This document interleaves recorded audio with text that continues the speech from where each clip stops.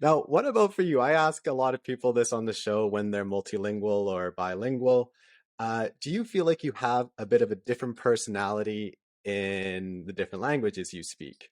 Because a lot of polyglots say that you need to kind of develop a different part of yourself when you're learning a new language, because of course culture influences your personality.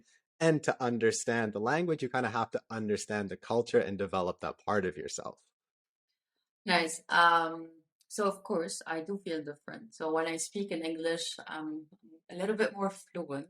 I have my words because I grew up in the UAE, and to speak with everybody in the UAE, because there's a lot of culture, English was the main language. But my mother tongue is Arabic. But my I think my English at this point is a little bit better than my Arabic, but I'm working on both, of course, because it's what you speak most of the time. Mhm. And it does make a difference in Arabic. I feel it's interesting how you ask how you feel, because have you read the book Alter Ego? And it talks No. about, okay, sometimes you can wear glasses and you'll feel smarter. And there's there's a research, psychological research that says if you're dancing somewhere and you wear a hat, then you are more likely to dance in your own skin and feel more comfortable because If you wear you're a hat? dance. Yeah, when you put on a Okay. hat, yeah, I mean, like it changes. Like you're a little bit more confident. And same thing with that book. It talks about when you put on, for example, the glasses. We always like wear something, and it makes us feel like we're not someone else, but like an alter ego. And I think it's the same with languages. I think it applies on languages. I think when I speak Arabic,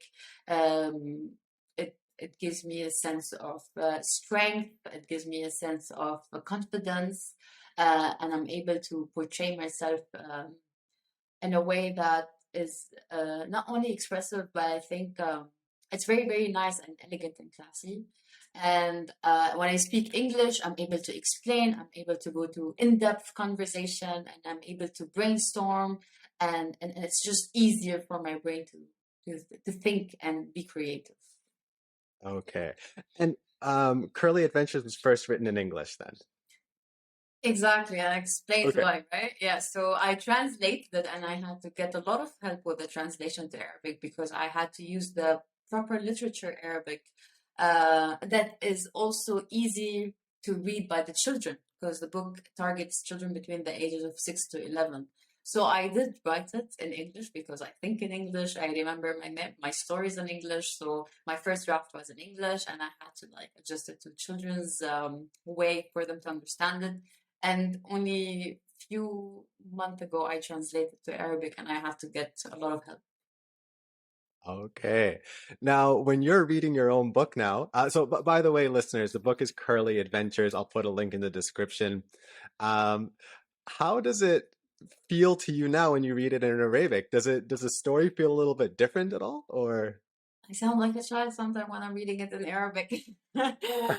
It's funny, but I mean, really it's interesting? it's nice to read it in Arabic because I was not able to translate all the words to Arabic, so I had to change the structure of the sentence or the paragraph for it to Hmm. be easier to read. You cannot literally translate. You'd have to use different words, different structure. And I think that's the beautiful side of the Arabic language. And this is what's making me fall more in love with the Arabic language at this point in my life. So it does feel different when I read it in Arabic. Okay, interesting. Um, Anything else you want to mention about Borderless right now? Because we're coming up on Yeah. the end of the episode. Any final notes you want to mention here? Because I want to make sure that the listeners know everything they need to know about Borderless and well, kind of entice them to check it out. I mean, I think I would just call on listeners to come, actually to first look up what Borderless is, check out the pages, and then I would love to like see from them emails at least, or DMs on them showing interest, whether to volunteer, whether to join, whether they have ideas, whether they have fundraising ideas, campaigns. I mean, Borderless is open to anything and everything that supports us in instilling the freedom to dream and the power to achieve, to be able to educate children, youth, upskill youth, and empower women. And it can be anybody and everybody who's listening to your podcast today. Perfect. Well, I have one more note then relating to female empowerment, women empowerment, and it's the idea of essentialization. So I'm just going to read this here. Another way that we consider how culture influences people's perceptions of gender is to determine which gender identity is viewed to be more essentialized. And in other words, this is just which gender do you think has less flexible ways of being expressed in a socially approved ways? And for example, in Western countries, it's more accepted by society for women to dress like in boys' clothes than men to dress in women's clothes, right? Hmm. Not that it should be like this, but that's just how it is. And this means women's gender identity is not essentialized as much. But then, like according to Hindu religion, female identity is viewed as pure, strong, and powerful. And then they did this study where they asked they asked Indian participants to imagine that Kumar, a male, has his brain switched with Meena, a female. And on average, Indians felt that Kumar's body would act more like a woman if it has Meena's brain in it. In contrast, on average, they felt that Meena's body would continue to act like a woman, even with Kumar's brain in it, right? So it's kind of Very interesting, the sense interesting. of essentialization. And I'm just wondering what it is like in many parts of the Arabic world. Do you feel like women are essentialized or that men are more essentialized? And how does this play a role in gender equality? And how does this play a role in empowering women? I think both gender are essentialized. I mean, when we speak about women, there's a lot of barriers, there's a lot of unnecessary challenges that women needs to go through to get to their goals, get things done. We need to have irrelevant conversations, irrelevant approvals, but it's what's embedded in the culture and what's they know. And you see a lot of women today losing a lot of opportunities because they need to go conform to culture, they need to make sure that their families are happy, they need to make sure that they are not doing stuff that are not accepted in society. Mhm. And this is where Feministia comes in and says, no, you can do anything no matter who you are. You want to climb mountains, you want to dive under the sea, you want to skydive, you want to learn something, you want to work as a mechanic, you can do anything and everything. Um, but it's the same for men as well, because for men, they have a different kind of challenges. They still cannot express emotions. They cannot express vulnerability.